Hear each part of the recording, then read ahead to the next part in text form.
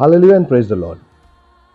हमने कई बार सुना होगा, हमारे मन में एक प्रश्न भी उठता होगा कि उत्पत्ति ग्रंथ में जब हम पढ़ते हैं कि आदम और हेवा के बारे में, तो किसने पाप किया होगा?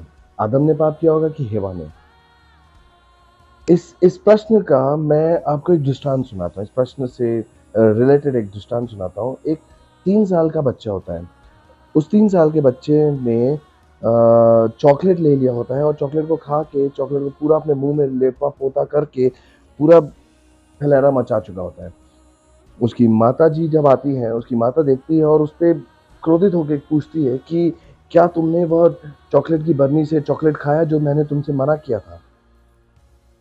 इस प्रश्न से ये ज्ञात नहीं कर सकते कि वह ये प्रश्न उस बच्चे से इसलिए पूछ रही है कि उसे ज्ञान प्राप्त करना है कि उसने खाया कि नहीं खाया और उसी चॉकलेट की बरनी से खाया, बल्कि उसको पता था कि उसने ये चॉकलेट उस बरनी से खा चुका है। बट वह माता उस क्षण का इंतजार कर रही थी कि कब ये अपने आप से मुझे उसे स्वीकार करेगा और कहेगा कि हाँ माँ, मैंने वो खाया है, उसी चॉकलेट की बरनी से जिसे तुमने मुझे मना किया है। उसी तरह पिता परमेश्वर भी आदम से जब ये प्रश्न पूछ रहा था, उसे धुतकारने के लिए नहीं या उसे दंड देने के लिए नहीं, उससे पूछा गया ये चीज ताकि वह ये चीज को स्वीकार करे कि हाँ प्रभु, मैंने पाप किया उस फल को खाकर जिसने तूने मुझे मना किया खाते हुए। बल्कि ऐसा नहीं हुआ, उसका उल्टा हुआ। उसने प्रभु को ही दोषी ठहरा दिया कि तूने जिस हेवा को मेरे पास छोड़ा था, उसने मुझे प्रलोभन दिया कि मैं ये खा सकूं। आज हमारे जीवन में भी ये समस्या आ खड़ी होती है कि हम जब पापों से घिर जाते हैं, हम जब समस्याओं से घिर जाते हैं, हम जब प्रलोभनों से घिर जाते हैं, हम जब अपनी जीवन जीते वक्त गिर जाते हैं, जब हमको खड़ा होना पड़ता है, तो हम आजू बाजू देखते हैं कि हम किस पे इल्जाम डाल सकते हैं। हम इल्जाम डालने पे सबसे पहले रहते हैं कि तूने ये चीज किया, तूने प्रभु ऐसा क्यों किया, तूने प्रभु ऐसा क्यों किया, मैं तो रोज चर्च जाता हूँ, मैं तो रोज प्रार्थना करता हूँ, 9 रोजी नवीना करा मैंने, फिर भी तूने ऐसा क्यों किया। इट इज नॉट कि प्रभु ने ऐसा किया, इट इज बिकॉज कि हमने वह पाप किया, हमने उस विश्वास पे डगमगा गए। हम यहाँ नहीं खड़े होते हैं कि हम प्रभु से पूछ सके कि तूने ऐसा क्यों किया। हमारा विश्वास ये नहीं कहलाता है कि हम उससे यह प्रश्न पूछ सके कि यार प्रभु, तूने ऐसा क्यों किया। बल्कि हमारा विश्वास इतना दृढ़ होना चाहिए कि जिस तरह याकूब का विश्वास था कि सारी समस्या उस पर आ गई, एकदम महामारी की बीमारी आ चुकी उस पर, पर फिर भी उसने विश्वास नहीं छोड़ा पिता परमेश्वर पे। उसमें इतनी सहनशीलता थी, उसमें इतनी प्रार्थना से वो प्रेरित था कि उसने अपनी उस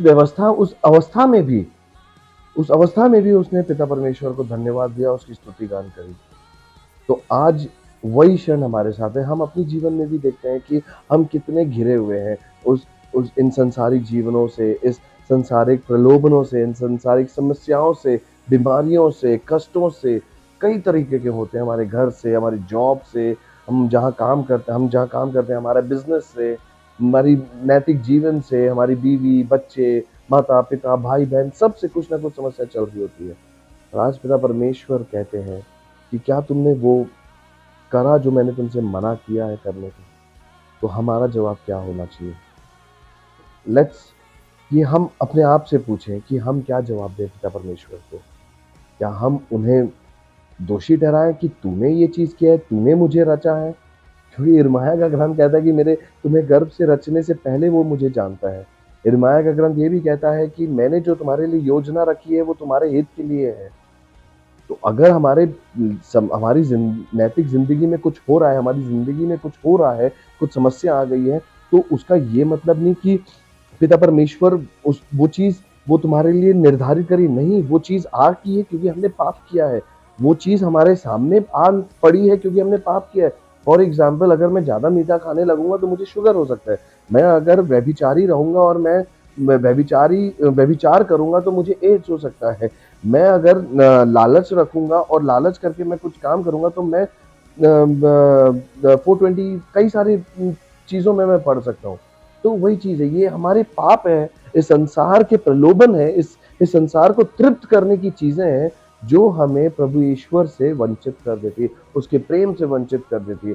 उस और इन सारी समस्याओं को आप देखोगे, मत्ती 6:33 बहुत अच्छा वाक्य है और हम कई बार सुनते हैं इस बारे में।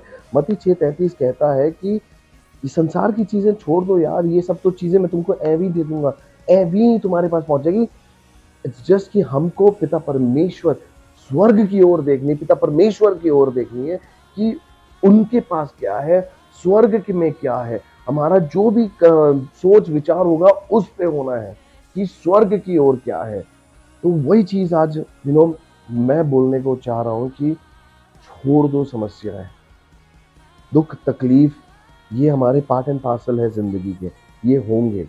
बट उस दुख तकलीफ में जैसे याकूब ने कहा कि उसने मुझे दिया और उसने मुझसे ले लिया, तो क्या हमारा विश्वास उतना दृढ़ है, उतना स्ट्रांग है कि मैं अपनी मतलब समस्याओं के बीच में, जिस तरह दानियल शेर के ढेर मतलब उसमें डेन में रखा गया था, शेर उसके बाजू बैठा था, उसके बावजूद भी उसको दिख रहा है मेरी मौत सामने है, शेर सामने है, वो खा सकता है मुझे, पर उसने उस डर को काबू किया, उस डर से ऊपर कूदा और उस डर से ऊपर कूद के पिता परमेश्वर को धन्यवाद और स्तुति गान करता रहा।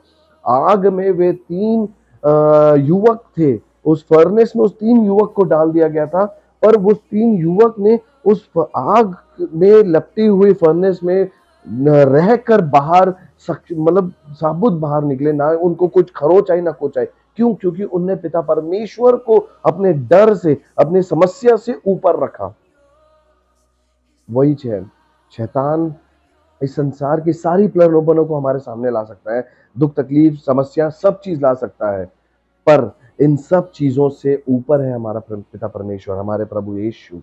इन सब चीजों से बहुत ऊपर है हमारा प्रभु यीशु। तो वही है, क्योंकि फिलिपियों का ग्रंथ कहता है कि हम सब चीज कर सकते हैं प्रभु यीशु के नाम से। We can do all things in Christ Jesus who strengthen us. पवित्र आत्मा उन शिष्यों के द्वारा कही है कि it is Lord who gives you strength, it is यीशु जो हमें ताकत बनाता है, हमें यीशु जो है ताकत देता है, ये क्रूस है जो हमें ताकत देता है। तो क्या हम आज इस क्षण इसी वक्त से पिता परमेश्वर को स्तुति गान धन्यवाद देना शुरू करेंगे, या हम उन सारी दुख तकलीफों में जुलझते हुए उनको कोसते रहेंगे कि ये तूने क्या किया, मैं तुझसे इतना प्रार्थना करता हूँ, इतना इतना मैं तुझे दसवां चढ़ाता हूँ, सब कुछ करता हूँ, फिर भी मेरी लाइफ में ऐसा हुआ। नहीं, हमारा जो पिता परमेश्वर है वो सिर्फ स्तुति गान का, he is wanting our thanks and praise, and we give our life of praise and thanksgiving to him. वो इंतजार कर रहा है कि कब मेरे बच्चे मेरी स्तुति गान करेंगे, मेरा धन्यवाद करेंगे। तो मेरे भाई और बहनों, जो भी मुझे सुन रहा है, आज इसी वक्त मैं प्रार्थना करता हूं कि हम पिता परमेश्वर को धन्यवाद दें, स्तुति करें, उसकी आराधना करें और हर चीजों के लिए उसे धन्यवाद दें जो हमारी जिंदगी में हो रहा हो, चाहे वो खुशी हो या दुख हो। हम पिता परमेश्वर को धन्यवाद देंगे क्योंकि वह उसका अधिकार है और वह हक है उसका कि हमसे उसको स्तुति गान मिले। आइए हम प्रार्थना करते हैं। पिता परमेश्वर, हम तुझे धन्यवाद देते हैं, तेरी स्तुति करते हैं, तेरी आराधना करते हैं। हम तुझे धन्यवाद देते हैं पिता परमेश्वर कि तूने हमें यह जीवन प्रदान किया। पिता, इस जीवन को निभाते वक्त प्रभु हमसे शायद कई जाने अनजाने में कई गलतियां हुई, कई गलतियां आने वाले शायद दिनों में होंगी भी, पर पिता परमेश्वर हमारी नजरें तुझ पर हैं, क्योंकि हम जब उठ के खड़े होंगे हम तुझको देख के खड़े होंगे। हमें वह शक्ति, वह सामर्थ्य दे पिता परमेश्वर कि हम उठ के खड़े हो सकें, ना कि गिरे हुए रहकर और पाप में डूबते चले जाएं।